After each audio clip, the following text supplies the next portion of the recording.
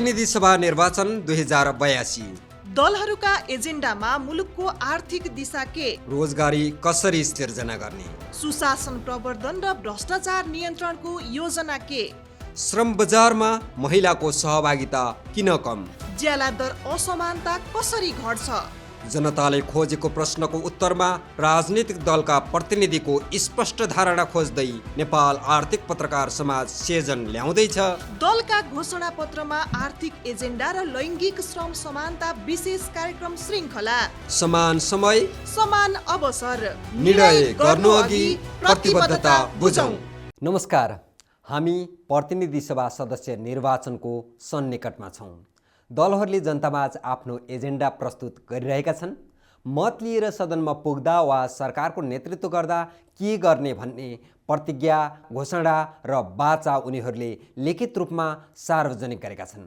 घोषणापत्र केवल दस्तावेज मात्रै होइन, यो आगामी 5 वर्षको नीति र प्राथमिकताको खाका पनि हो।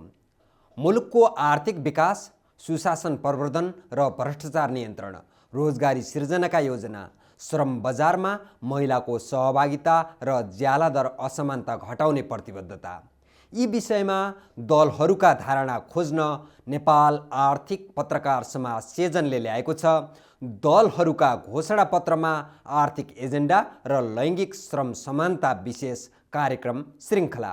यस श्रृङ्खलामा निर्वाचनमा भाग लिने राजनीतिक दलका आधिकारिक प्रतिनिधिलाई समान समय र समान अवसर प्रदान गरिएको छ। कार्यक्रमको तेस्रो अङ्कमा तपाईँलाई स्वागत छ।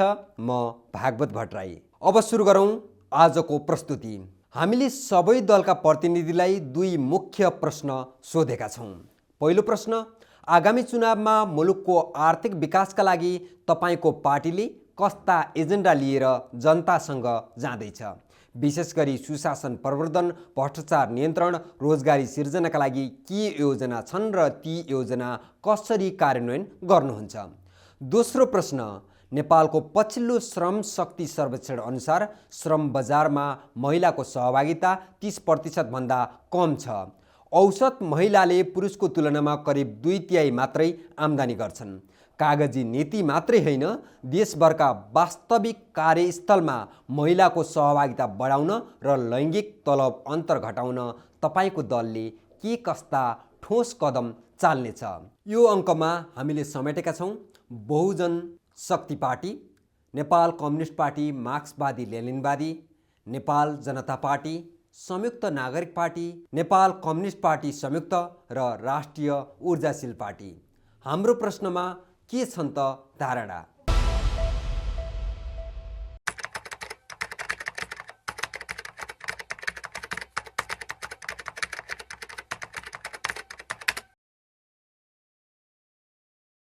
सबै सरकारी सेवा अनलाइन प्रणालीबाट सञ्चालन गरी सेवामा पारदर्शिता र सहजता ल्याइनेछ। दोस्रो बुँदा, सेवा प्रवाहमा हाम्रो समयसीमा, प्रत्येक सरकारी सेवाको लागि निश्चित समयसीमा निर्धारण गरी ढिलाइ र झन्झट अन्त्य गरिनेछ। तेस्रो बुँदामा हाम्रो जवाबदेही प्रणाली, सार्वजनिक पदाधिकारीको कामको नियमित मूल्याङ्कन र नागरिक गुनासो व्यवस्थापन प्रणाली सुदृढ गरिनेछ।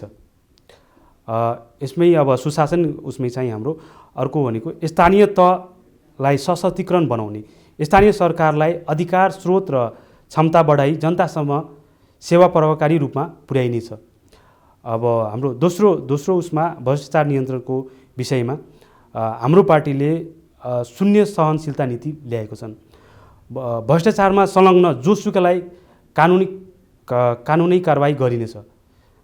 र दोस्रो हाम्रो उसमै पोइन्टमा सम्पत्ति विवरण अनिवार्य, सबै उच्च पदस्थ कर्मचारी नेताले नियमित रूपमा सार्वजनिक रूपमा सम्पत्ति विवरण बुझाउने व्यवस्था गरिनेछ। तेस्रो पोइन्टमा हाम्रो स्वतन्त्र अनुसन्धान सुदृढीकरण, अख्तियार जस्ता निकायलाई राजनीतिक प्रभावबाट मुक्त राखी शक्तिशाली बनाइनेछ। अर्को कुरा हाम्रो यसमै यो पारदर्शिताको विषयमा हाम्रो यो जुन सरकारी खरिदका विषयहरू पूर्ण रूपमा डिजिटल र खुल्ला प्रतिस्पर्धामा आधारित गरिनेछ। तेस्रो बुँदामा हाम्रो रोजगारी सिर्जनाका लागि हाम्रो घरेलु तथा वैदेशिक लगानी आकर्षित गर्न सरल नीति, कर छुट र सुरक्षित वातावरण सिर्जना गरिनेछ।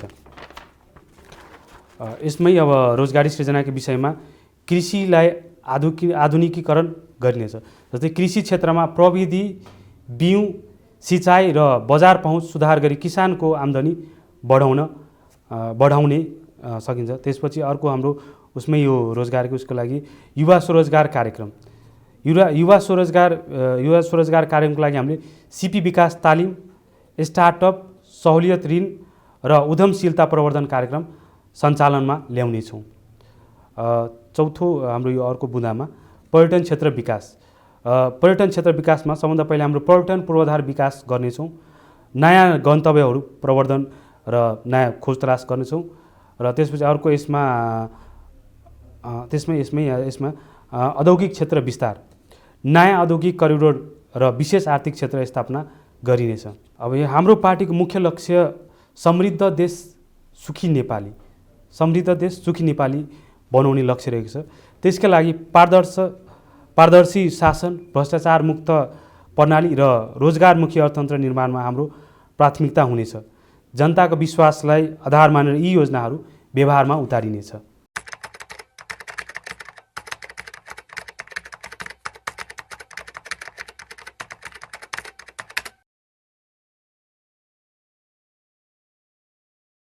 हाम्रो दलले यो कागजी प्रतिबद्धतामा मात्रै यो सीमित नबसी वास्तविक कार्यस्थलमै महिलाको सहभागिता बनाउने र लैङ्गिक तलब अन्तर घटाउने ठोस कार्यान्वयन योजना लिएर जनतासमक्ष जानेछ। यसका लागि हाम्रो मुख्य एजेन्डा यस प्रकार रहेका छन्। समान कामको समान पारिश्रमिक सुनिश्चित गर्ने कानुनी कडाइ। यसमध्ये हाम्रो इक्वल पे फर इक्वल वर्कलाई चाहिँ हामीले अनिवार्य रूपमा लागू गर्नेछौँ। निजी तथा सरकारी सबै क्षेत्रमा तलब भुक्तानीमा पारदर्शिता ल्याई नियमित अडिट गर्नेछ र विभेद गर्ने संस्थालाई कडा कारबाही गरिनेछ। यस्तै दोस्रो नम्बर हाम्रो यो महिला मैत्री कार्यस्थल निर्माण। हरेक कार्यस्थलमा सुरक्षित, सम्मानजनक र लैङ्गिक हिंसा तथा दुर्व्यवहार रहित वातावरण अनिवार्य बनाइनेछ। र यसमै हाम्रो मातृत्व विद्या, पितृत्व विद्या र बाल हेरचाह केन्द्र चाइल्ड केयरको व्यवस्था कानुनी रूपमा लागू गरिन्छ, जसले महिलालाई काम र परिवार सन्तुलन गर्न सहज बनाउनेछ। तेस्रो बुँदामा हाम्रो महिलाको लागि यो सिप विकास र रोजगारमा प्राथमिकता। यसमा महिलाको लागि लक्षित सिपमूलक तालिम, उद्यमशीलता कार्यक्रम र सहुलियत ऋण विस्तार गरिनेछ। विशेष गरी ग्रामीण र दलित महिलालाई रोजगारी तथा व्यवसायमा प्राथमिकता दिनेछ। चौथो हाम्रो निजी क्षेत्रसँग सहकार्य गरी महिलालाई रोजगारीमा ल्याउने कम्पनीलाई कर छुट, प्रोत्साहन र पुरस्कारको व्यवस्था गरिनेछ। निश्चित प्रतिशत महिला रोजगारी सुनिश्चितलाई गर्न सार्वजनिक निजी प्रोत्साहन मोडल लागू गरिनेछ। पाँचौँ नम्बर हाम्रो औपचारिक क्षेत्रको औपचारिकरण। धेरै महिला अनौपचारिक रूपमा भएकाले उनीहरूलाई कामलाई औपचारिक दायरामा ल्याई सामाजिक सुरक्षा, न्यूनतम ज्याला र बिमाको व्यवस्था लागू गरिनेछ। छैठौँमा नेतृत्व तहमा महिलाको पहुँच बढाउने।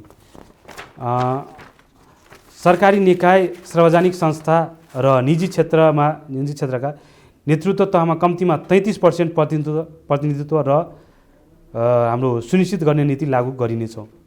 सातौँ नम्बर हाम्रो यो विषयमा नियमित अनुगमन र डेटा सार्वजनिक।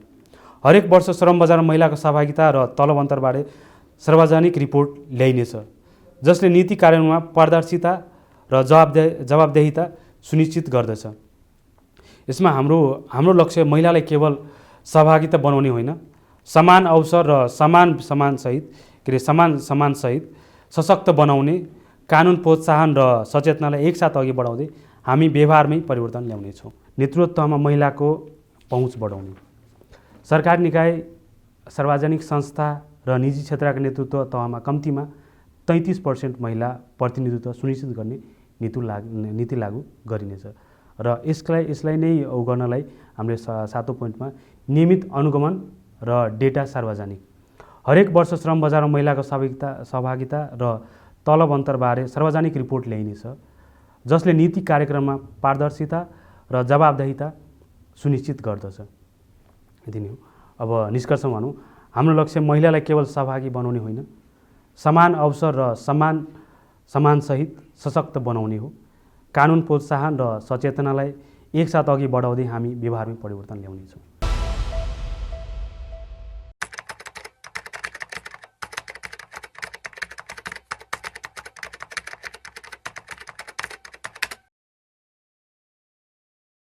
पहिला कुरो त अब यो के छ भन्नुहुन्छ भने आर्थिक वृद्धिको लागि अथवा समृद्धिको लागि अहिलेसम्म यो जुन पोलिसी लिइरहेछ नि नेपालको अहिलेसम्मको यो संविधान आएदेखि यता मात्रै होइन कि 47 सालको संविधान आएदेखि यता यो 3 खम्बे अर्थनीति भन्ने छ हैन। यो 3 खम्बे अर्थनीति चाहिँ आइसकेपछि बन्नुपर्ने नेपालको आर्थिक क्षमता वृद्धि हुनुपर्ने तर धराशायी हुँदै गएको छ।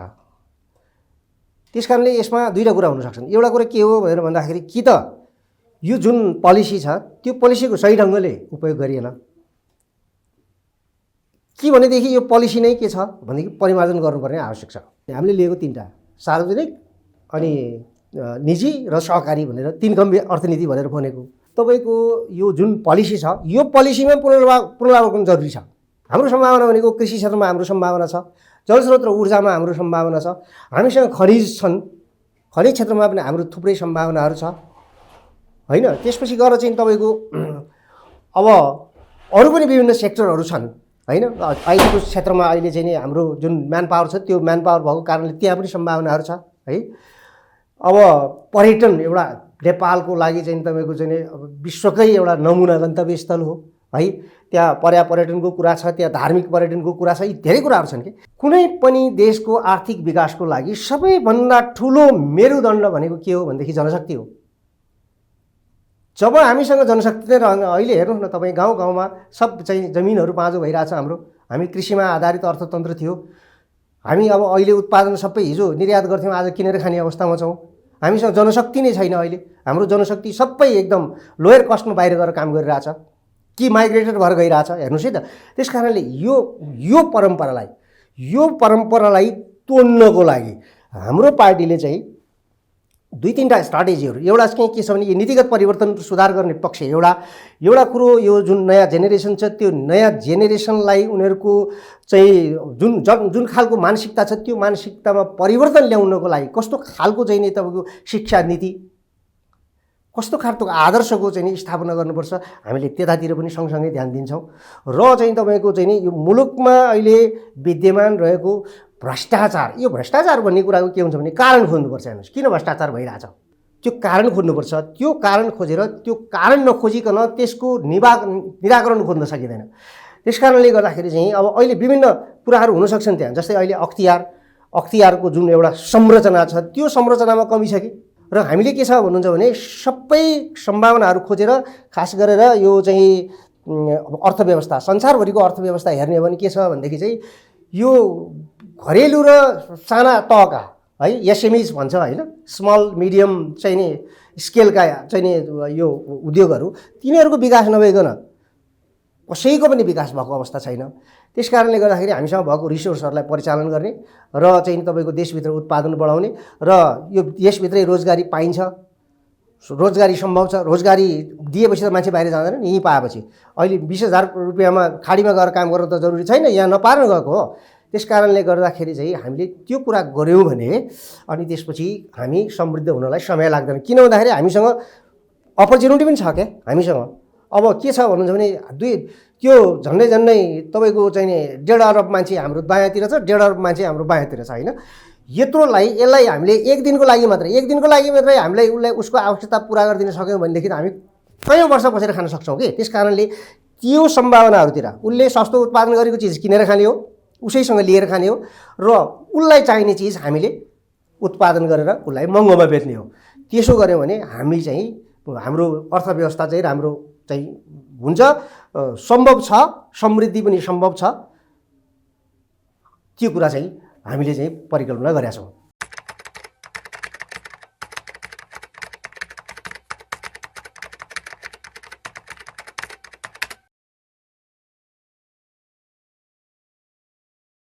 यसमा हेर्नुहोस् है, यो कुरामा चाहिँ मलाई के लाग्छ भने है। यहाँहरू मिडियामा कर्मी हुनुहुन्छ होइन, यहाँहरूले पनि तथ्यमा आधारित भएर कुरा गर्नुपर्छ है। अब अहिले अब महिलाहरूलाई सार्वजनिक क्षेत्रमा त छैन नि त विभेद, सार्वजनिक क्षेत्रमा छ र छैन नि, कुनै पनि सार्वजनिक सेवामा छैन। अब यो निजी क्षेत्रमा पनि एउटै लेभलमा तलमाथि छ र छैन, एउटै लेभलमा निजी क्षेत्रको कुनै उद्योग प्रतिष्ठानमा काम गर्नेहरूलाई पनि महिला छन् र पुरुष छन् भने तिनीहरूको विभेद छ र छैन है।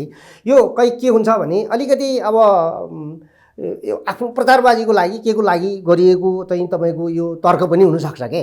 अब चाहिँ कहाँनिर विभेद छ भनेर भन्दाखेरि कृषि क्षेत्रमा मजदुरी गर्ने क्रममा चाहिँ पुरुषको भन्दा महिलालाई अलिकति कम भन्ने छ। अब यो प्राइभेट सेक्टरमा के हुन्छ भन्नुहुन्छ भने हेर्नुहोस् है, तथ्यगत रूपमा कुरा गर्नुपर्छ के।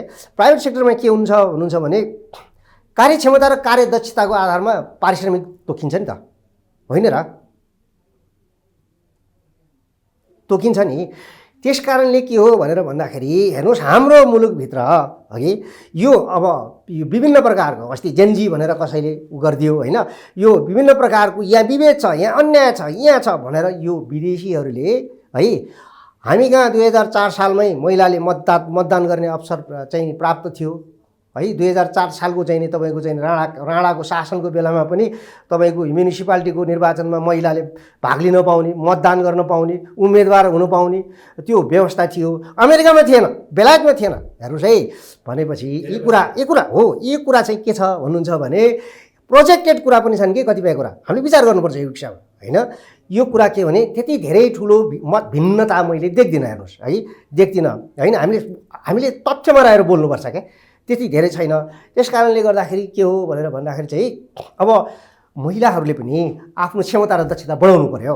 त्यसको लागि अब चाहिँ बढाउनेतिर जानु पर्यो होइन। र यदि कहीँ कतै यदि त्यस्तो हिसाबले गरिएको रहेछ, त्यस्तो व्यवहार गरिएको रहेछ भनेदेखि चाहिँ त्यो व्यवहार त्यो मानवोचित छैन, त्यो सुधार हुनुपर्छ र हामी त्यो सुधार गर्ने पक्षमा छौँ।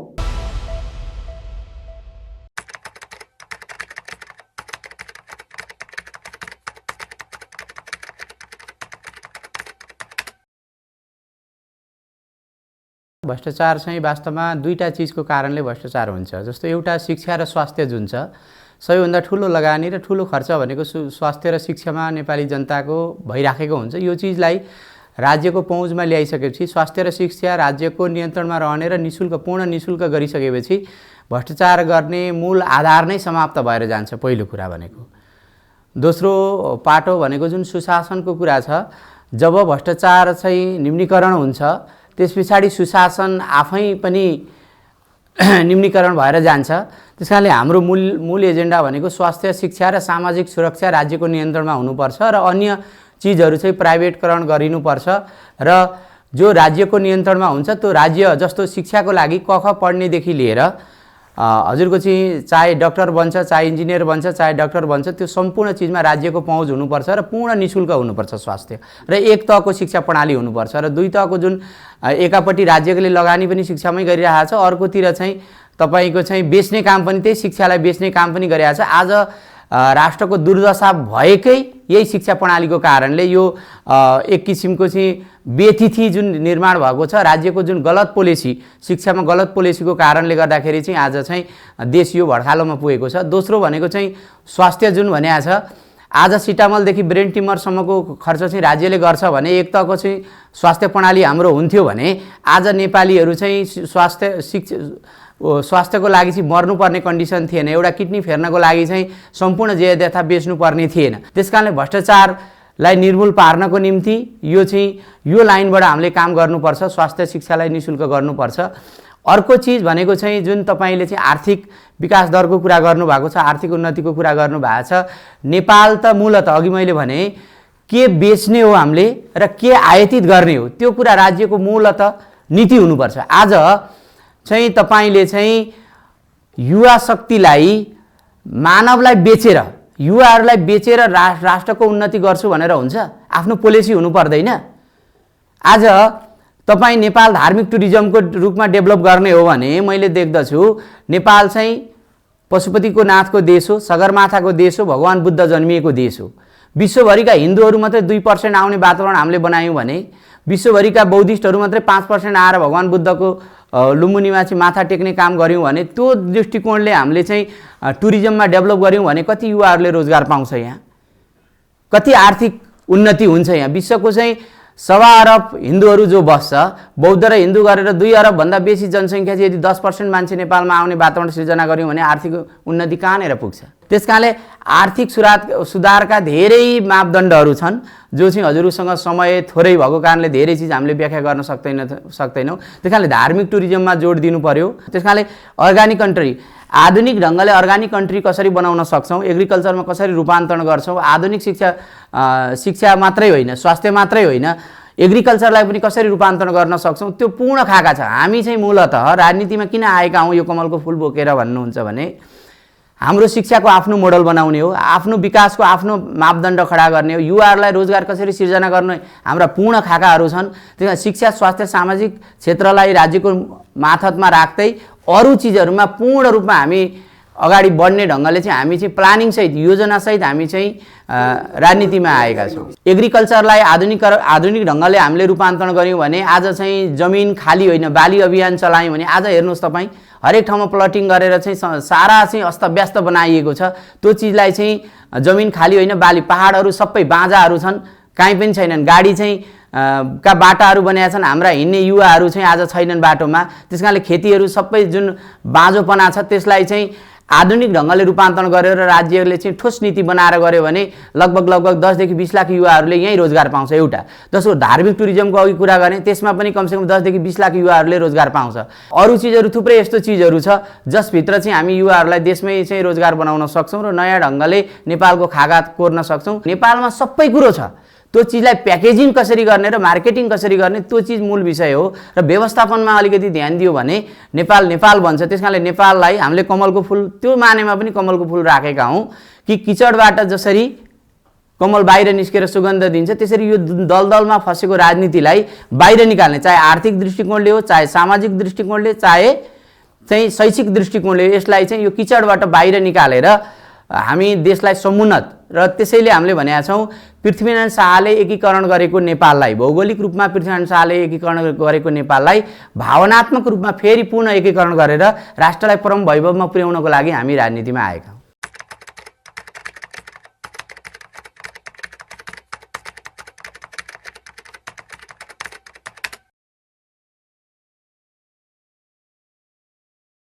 यसमा दुईटा दृष्टिकोणमै भिन्नता देख्छु म। जस्तो श्रम भनेको चाहिँ अहिलेको जुन तथ्याङ्कले भन्छ, अहिलेको थेसिसले, अहिलेको दर्शनले जुन ढङ्गले व्याख्या गरिएको छ, बजारमा गएर बाहिर गएर घरभन्दा बाहिर गएर जसले काम गर्छ त्यो मात्रै श्रम भन्ने जुन दृष्टिकोण छ त्यो दृष्टिकोणमा नै आमूल परिवर्तन गर्नुपर्छ भन्ने मलाई लाग्छ।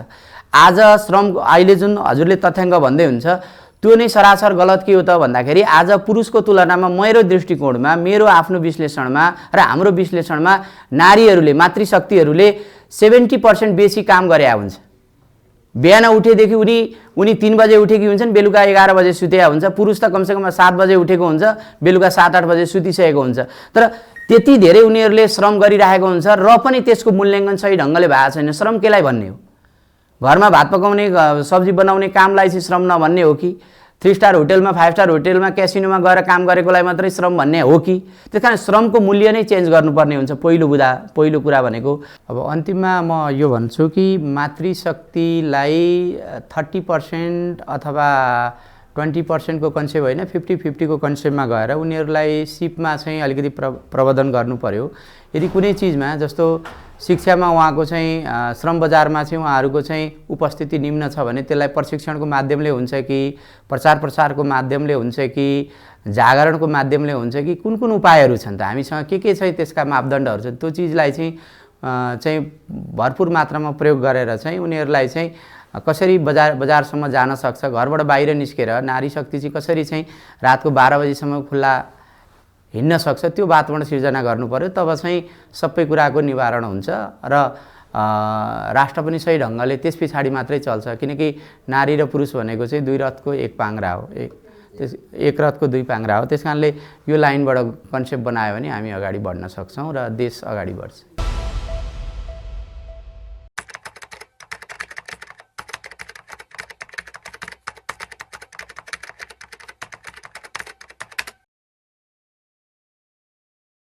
हामी मूलतः खास गरी नेपालका चाहिँ सीमान्तकृत उत्पीडनमा परेका समुदायहरूको चाहिँ एउटा सङ्गठित शक्ति स्थापित गर्नुपर्छ भनेर हामी चाहिँ लागेको एउटा पार्टी हो।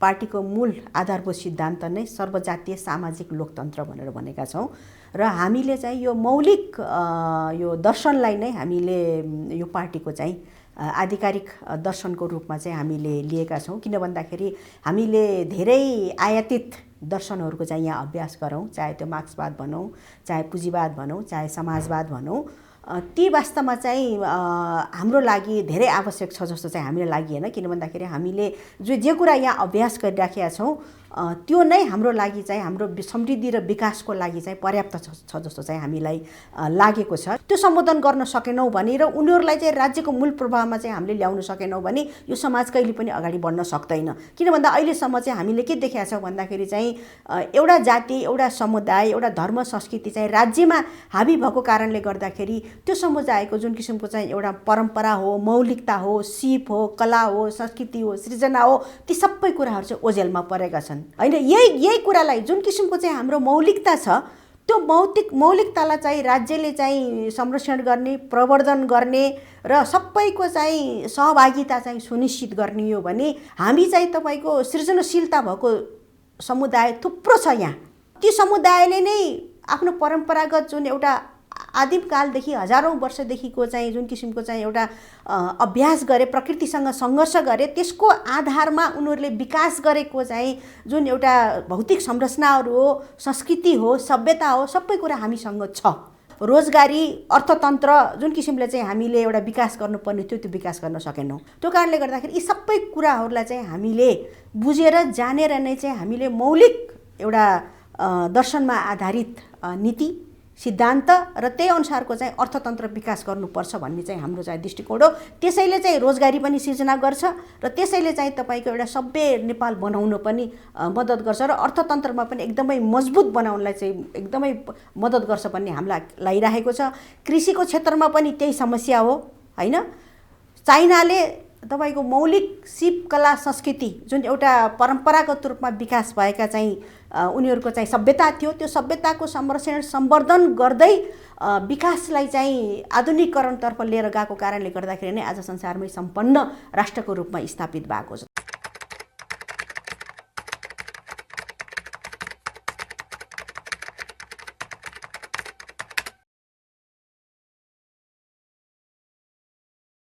हाम्रो महिलाहरूको चाहिँ अर्थतन्त्रमा सहभागिताको जुन किसिमको चाहिँ एउटा व्याख्या विश्लेषण छ त्यो नै गलत छ।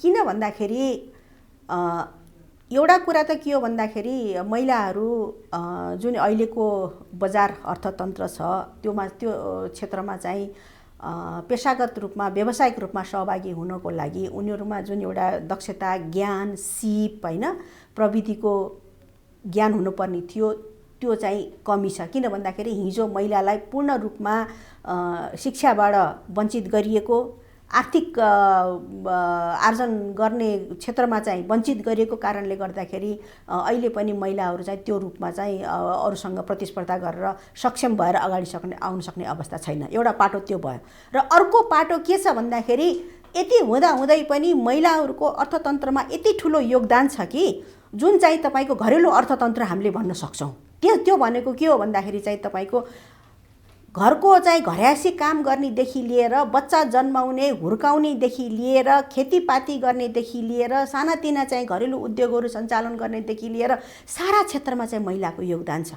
तर त्यो योगदानलाई चाहिँ श्रम बजारसँग नजोडिएको, आर्थिक नीतिसँग नजोडिएको, आर्थिक कार्यक्रमसँग नजोडिएको कारणले गर्दाखेरि चाहिँ केवल 30% महिला मात्रै रोजगार क्षेत्रमा चाहिँ क्रियाशील छन् भनेर भनिएको। अनि यत्रो महिलाहरूको योगदानलाई कसरी चाहिँ तपाईँको नजरअन्दाज गरिएको छ त? हामीले यो बुझ्नुपर्ने यहाँ छ। यदि यो चाहिँ तपाईँको जुन उनीहरूको चाहिँ योगदान छ अर्थतन्त्रमा त्यो योगदानलाई चाहिँ हामीले चाहिँ गृहस्थ उत्पादनसँग लगेर जोड्ने हो भने पक्कै पनि उनीहरूको योगदान चाहिँ निकै माथिल्लो स्तरको चाहिँ उच्च स्तरको चाहिँ देखिन्छ हैन। त्यो सबैभन्दा पहिला चाहिँ तपाईँको जुन उनीहरूको घरेलु क्षेत्रमा योगदान छ त्यो योगदानलाई चाहिँ तपाईँको आर्थिक योजना अन्तर्गत चाहिँ ल्याएर गृहस्थ उत्पादनसँग चाहिँ जोड्नु पर्यो। अनि बल्ल चाहिँ उनीहरूले गरेको योगदानको सही चाहिँ मूल्याङ्कन हुन्छ। र अर्को कुरा चाहिँ तपाईँको महिलाहरूको चाहिँ जुन एउटा हिजो परम्परागत रूपमा त्यो तपाईँको दलितहरूलाई पनि आउँछ, शूद्रहरू भनेर जसलाई भनिन्छ, जनजातिहरू होइन, महिलाहरू जसलाई चाहिँ तपाईँको पूर्ण रूपमा होइन ज्ञानबाट वञ्चित गरेको कारणले गर्दाखेरि अनि आर्थिक आय आर्जनमा चाहिँ उनीहरूलाई चाहिँ प्रत्यक्ष चाहिँ सहभागी हुन नदिएको कारणले गर्दाखेरि उनीहरू चाहिँ व्यावसायिक रूपमा चाहिँ अगाडि आउन सक्ने अवस्था चाहिँ छैन होइन। त्यसको लागि चाहिँ राज्यले विशेष नीति चाहिँ बनाउनुपर्छ। त्यो नीति बनाउन चाहिँ हाम्रो चाहिँ पार्टीको मुख्य चाहिँ एजेन्डा मध्येको चाहिँ एउटा एजेन्डा त्यो पनि हो। त्यसले गर्दा महिलाहरूको चाहिँ अर्थतन्त्रमा योगदान छैन भनेर चाहिँ भन्न मिल्दैन। मात्र त्यो योगदानलाई चाहिँ दस्तावेजीकरण गर्ने क्रममा होइन दृष्टिकोण नै फरक। किन यो घर्यासी काम भनेको त महिलाहरूले चाहिँ त्यो भन्नाले अब परम्परादेखि गर्दै आएको यिनीहरूको जिम्मेवारी हो। त्यसलाई चाहिँ तपाईँको गृहस्थ उत्पादनसँग चाहिँ लगेर जोडिएन के होइन। जस्तो तपाईँ विकसित राष्ट्रहरूमा जहाँ चाहिँ तपाईँको महिलाहरूको चाहिँ बच्चा जन्माउनेदेखि लिएर उनीहरूलाई हुर्काउने बढाउने होइन घरको कामलाई समेत अर्थतन्त्रसँग लगेर जोडिएको कारणले गर्दाखेरि उनीहरूको चाहिँ योगदान कति छ गृहस्थ उत्पादनमा भन्ने कुरा चाहिँ स्पष्ट चाहिँ उल्लेख गरिएको छ। तर नेपालको सन्दर्भमा चाहिँ यी परम्परागत जुन एउटा महिलाहरूले लैङ्गिक हिसाबले गर्दै आएका जुन कामहरू छन् त्यो कामलाई चाहिँ अर्थतन्त्रसँग लगेर चाहिँ जोडिएको छैन। नजोडिएको कारणले गर्दाखेरि चाहिँ यो समस्या सिर्जना भएको जस्तो चाहिँ मलाई लाग्छ।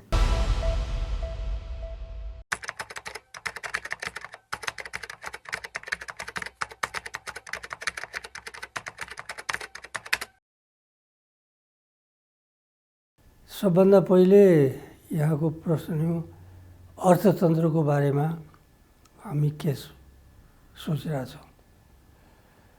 अर्थतन्त्रको चलायमान विकास हुनको लागि आर्थिक पक्षहरू अथवा इकोनोमिकल हाइट्स भन्छौँ नि हामी, इकोनोमिकल हाइट्सहरूलाई चाहिँ हामीले सक्रिय गर्न सक्नुपर्छ। तपाईँको उत्पादनका साधनहरू स्रोतहरू तिनीहरूको उपयोगिता पुँजीको सङ्कलन अर्थात् पुँजी र श्रमको बीचको समन्वय गर्न सक्यौँ समुचित भनेपछि आर्थिक अवस्था स्वतः सुधर्छ। समाजको मूलभूत आधार उत्पादन नै हो। उत्पादनको लागि श्रम र पुँजी दुईटा अवयवहरू हुन् र श्रम र पुँजीको चरित्र यस्तो हो तपाईँले घोक्रो ठ्याक लगाएर त्यहाँ लैजान पनि सक्नुहुन्न, तपाईँले रोक यहाँबाट अगाडि बढ्नु हुँदै मिल्न सक्दैन भने सेक्नु पनि सक्नु हुँदैन। त्यो दुइटैले के छ भने आफ्नो बाटो आफै निर्धारित गर्ने हुन्। आजभोलि देखिरहेका छौँ नि हामी पुँजीको लागि यहाँ सम्मेलन गरिरहेछन्, अन्तर्राष्ट्रिय लगानी ल्याउने प्रयास गरिरहेछन्। मलाई व्यक्तिगत रूपमा भन्ने हो भने एज ए मार्क्सिस्टको रूपमा म भन्छु भने यी बेकारका अभ्यासहरू, किनभने श्रम र पुँजीको कुनै न राष्ट्रिय सीमा हुन्छ न भौगोलिक सीमा हुन्छ न केही हुन्छ। जहाँनिर भ्याक्युम हुन्छ त्यहाँनिर हावा जसरी आफै बग्छ नि, पुँजी भनेको तब मात्रै बस्न सक्छ जब उसले नाफा कमाओस्। नाफा तपाईँ मात्रै कमाउन सक्छ जसले उत्पादनमा लागोस्। उत्पादनमा तब मात्रै जान सक्छ ऊ जब उसले चाहिँ त्यहाँ आफ्नो सुरक्षा र ग्यारेन्टी, नाफाको ग्यारेन्टी होस्। श्रम नगरेर बाँच्न सक्दैन, श्रम नगरेर समाज बाँच्न सक्दैन। तर श्रमको लागि के चाहियो भने उसलाई श्रमलाई लगाउने ठाउँ त चाहियो होइन। त्यस कारणले उसले श्रम लगाउने ठाउँ यहाँ पाएन भने जहाँ श्रम लगाउने ठाउँ छ त्यहाँ जान्छ। आज भनिरहेको छ नि विदेशमा जानलाई कसरी रोकिरहेका, यो समस्या छैन। निर्णय गर्नुहोस्, स्वतः रोकिन्छन्, स्वतः पुँजी आउँछ। त्यही रूपमा हामी के भनिरहेको छौँ त भन्दाखेरि मेरो भाषामा मैले यसलाई थारो अर्थतन्त्र भनिरहेको छु क्या, नब्याउने न बच्चा दिने। थारो अर्थतन्त्रको दुईवटा पक्ष छन्। एउटा कृषि जुन हाम्रो नेचुरल रिसोर्सेस हो, दोस्रो पुँजी ब्याङ्कमा निष्क्रिय पऱ्यो। दुइटै यी उत्पादनका प्रमुख अङ्गहरू। ब्याङ्क पुँजी पनि नयाँ पुँजी जन्माइरहेको छैन। तपाईँको नेचुरल पुँजी जुन हामीसँग छ जमिन जायदाद, त्यसलाई हामीले निष्क्रिय थारो बनाइदिएका छौँ। त्यसलाई अर्थतन्त्रलाई सुधारको लागि पहिले यसलाई जीवित गर्नु पर्यो। दोस्रो के चाहियो भने ब्याङ्कमा जुन तपाईँको थारो पुँजी रहेको छ त्यसलाई पुँजी जन्माउनको लागि त्यहाँ प्रवेश गराउनु पर्यो। तेस्रो कुरा के छ त भन्दाखेरि ग्रामीण विकास भएन, यो भएन, किसानबाट पैसा प्रशस्त भइरहेको छ, हामी त्यसको पक्षमा छैनौँ। हामीले एउटा स्पष्ट रूपमा के देखेका छौँ भने सहरिया पुँजीलाई जबसम्म ग्रामीण पुँजी क्षेत्रमा पुग्दैन तबसम्म दुईटाको इन्टिग्रेसन पनि हुँदैन, एकअर्कामाथि निर्भरता पनि बढ्दैन, विकास पनि हुँदैन। त्यस कारणले हामीले अर्थतन्त्रको सुधारको लागि यी केही आधारभूत कुराहरूमा नै जोड दिएर यो हुनुपर्छ भन्ने रूपमा आएको छ। भ्रष्टाचार नियन्त्रण गर्नलाई सबभन्दा पहिले जनताको पनि छ, जुन चुन्ने हुन् त्यसमा जानु पर्यो। दोस्रो कुरा मानसिकतामा विशुद्ध मानसिकता भएको राष्ट्रियता र अर्थतन्त्रको विकास गर्ने मानिस चाहियो र त्यो नहुन्जेलसम्म नियम कानुन ऐनले भ्रष्टाचार सहयोगी हो, रोक्लान् उगर्लान् त्यसले, तर त्यसले मात्रै तपाईँको रोक्ने होइन कि भ्रष्टाचारले आफ्नो बाटो आफै खोजिहाल्छ।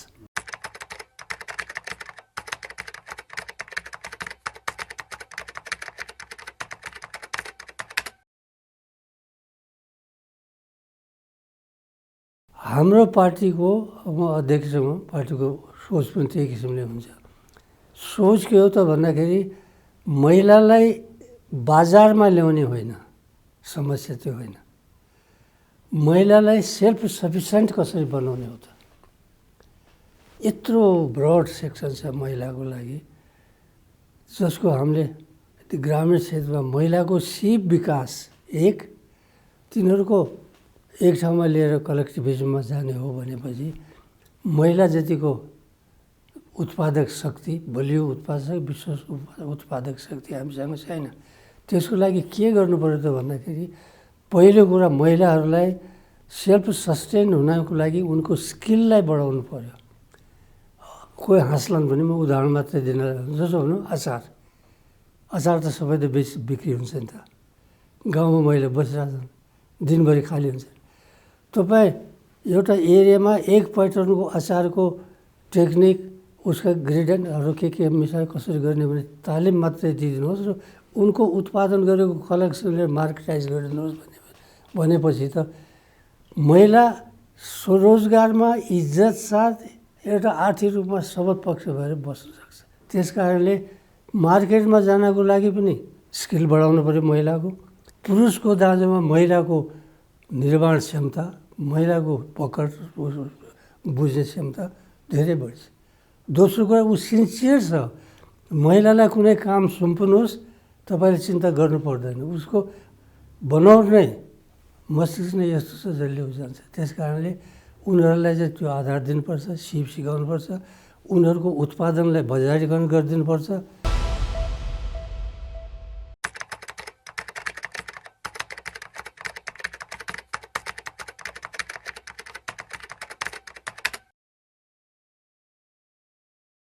हाम्रो नीति सिद्धान्त भनेको नेपालवाद हो। के हो नेपालवाद तपाईँले भन्नुहुन्छ भनेदेखि नेपालवाद भनेको नेपाल नेपालीले नै बनाउने हो, नेपाल र नेपालीकै स्रोतले। हामी नेपालीहरू धेरै कुरामा निपुण छौँ। म दुईटा इक्जाम्पल दिन्छु। एउटा संसारको सबभन्दा अग्लो सगरमाथा नेपालमै छ। एउटा धार्मिक हिसाबले 4 धाम भन्छ, 4 धाममध्ये एउटा धाम पशुपतिनाथ पनि पर्छ। त्यो चाहिँ जसमा चाहिँ हामीले 100 करोडभन्दा बढी हिन्दू धर्मावलम्बीहरूलाई हामीले यहाँ टुरिज्मको गन्तव्य स्थापित गर्न सक्छौँ।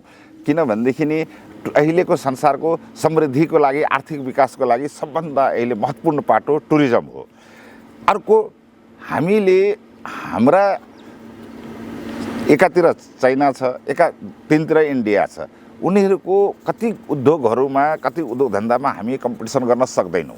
हाम्रो नेपालको नीति, हाम्रो पार्टीको नीति के छ भने यस्तो उद्योगको हामीले प्लान बनाउनुपर्छ जुन कसैसँग कम्पिटिसन नगरोस्। जस्तै मेचीदेखि महाकालीसम्म हामीले रिसर्च गरेर आर्सा गुम्बाको खेती गर्न सक्छौँ, जो संसारमा कसैसँग पनि कम्पिटिसन गर्नु पर्दैन।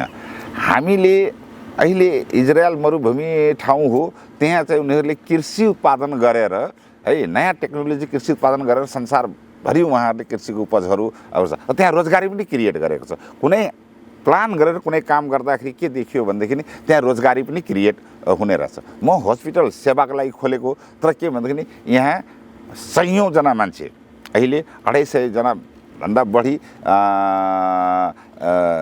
जागिरको रूपमा काम गरिरहेछ भनेदेखि दैनिक त यहाँ 30-40 जना चाहिँ के अरे यो दैनिक जलाधारीको रूपमा काम गरिरहेको छ। मैले भन्न खोजेँ के भनेदेखि आर्थिक विकासको लागि यो नेपाल बनाउनलाई नेपालीहरूले नै पहल गर्नुपर्छ भन्ने यो मूल मन्त्र हो। सँगसँगै हामीसँग हाम्रा स्ट्रेन्थहरू, जसलाई सर्ट एनालाइसिस भन्छ, स्ट्रेन्थ, विकनेस, अपर्च्युनिटी र थ्रेड, यो के छ, यो एनालाइसिस गरेर हाम्रा स्ट्रेन्थहरू के छ, त्यो स्ट्रेन्थहरूलाई चाहिँ हामीले अगाडि बढाउनुपर्छ। विकनेस के छ त्यसको एनालाइसिस गर्नुपर्छ। त्यसपछि अपर्च्युनिटी के छ, हामीसँग अवसरहरू के छ, त्यसको एनालाइसिस गरेर, र यो कुरा एनालाइसिस गर्दाखेरि प्रशस्त अवसरहरू है छ। चुनौती पनि छ, तर के भन्दाखेरि त्यो चुनौती जब तपाईँले काम गर्न अगाडि बढ्नुहुन्छ चुनौतीहरू आफै समाप्त हुँदै जान्छ। त्यसकारण मैले सर्टमा के भन्छ, हाम्रो पार्टीको प्रष्ट नीति छ नेपालवाद। यो नेपाल बन्छ, कसले बनाउँछ भने नेपालीले नै बनाउनुपर्छ। स्रोत कहाँबाट आउँछ भनेदेखि नेपाल र नेपालीकै स्रोतले भन्ने यो हाम्रो मूल मन्त्र हो।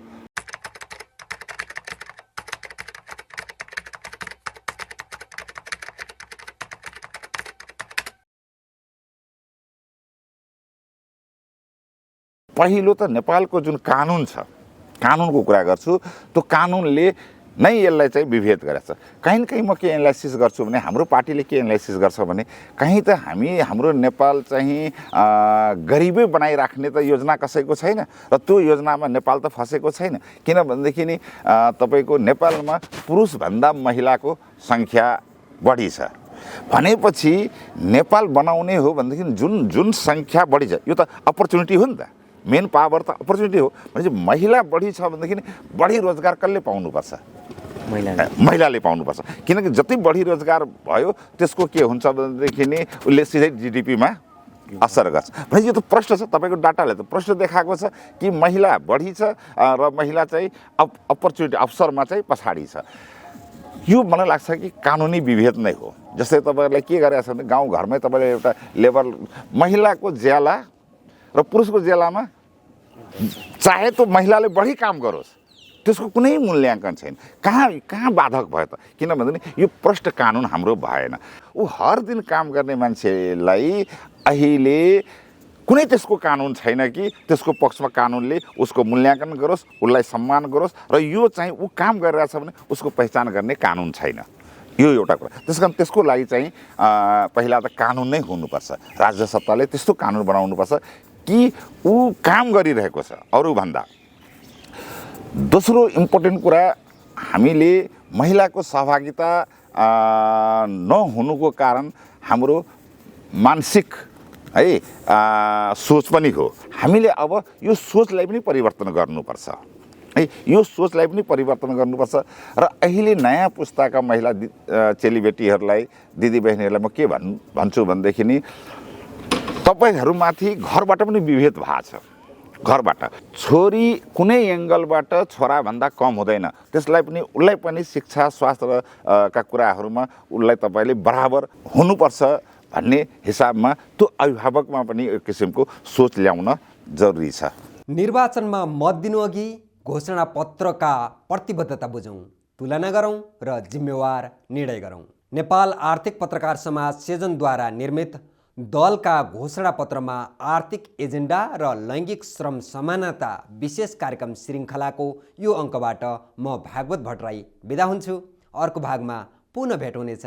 नमस्कार।